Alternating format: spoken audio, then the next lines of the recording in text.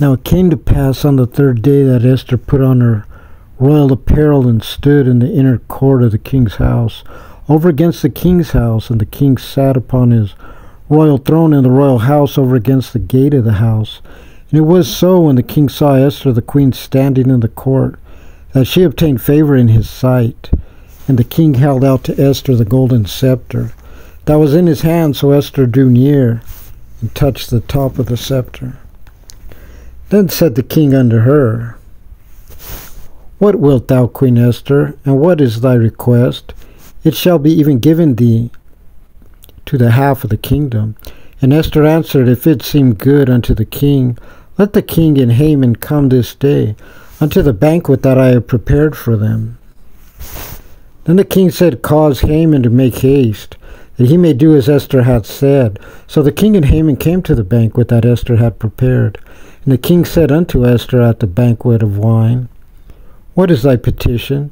And it shall be granted thee. And what is thy request? Even to the half of the kingdom it shall be performed. Then answered Esther and said, My petition and my request is, if I have found favor in the sight of the king, and if it please the king to grant my petition, and to perform my request, so let the king and Haman come to the banquet, that I shall prepare for them. And I will do tomorrow as the king hath said. Then went Haman forth in day and joyful and with a glad heart.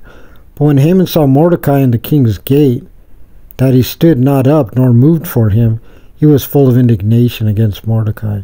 Nevertheless, Haman refrained himself. And when he came home, he sent and called for his friends, and Zeresh his wife.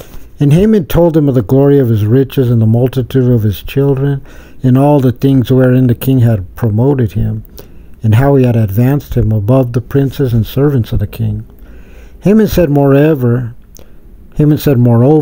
Yea, Esther, the queen did let no man come in with the king unto the banquet, that she had prepared but myself, and tomorrow am I invited unto her also with the king. Yet all this availeth me nothing, so long as I see Mordecai the Jew sitting at the king's gate. Then said Zeresh his wife and all his friends unto him, Let a gallows be made of 50 cubits high, and tomorrow speak thou unto the king, that Mordecai may be hanged thereon. Then go thou in merrily with the king unto the banquet. And the thing pleased Haman, and he caused the gallows to be made.